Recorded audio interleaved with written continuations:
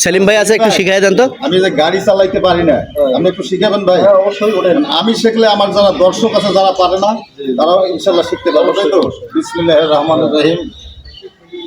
ইসলাম উঠাইলাম, পরে চাবি লেগে দেন, চাবি এদিকে দেবো, দিলাম, এরপরে তারপর ক্লাসটা ধরেন, ক্লাসটা ধরলাম, তারপরে যে সেলফ আছে, জি সেলফটা দিয়ে পিকআপ টানো।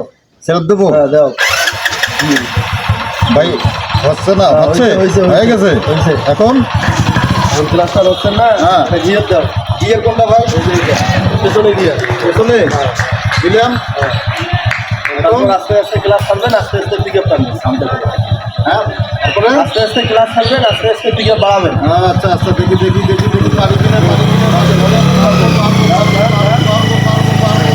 এই ব্রেকের সিট নেবেন, গাড়ি চালানো পারছি আমি।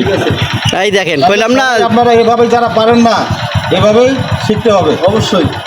যাই হোক, বুদ্ধি থাকলে শ্বশুর বাড়ি থাকা লাগে না, কেউ শ্বশুর বাড়িতে অন্তত থাকেন না। জি জি জি।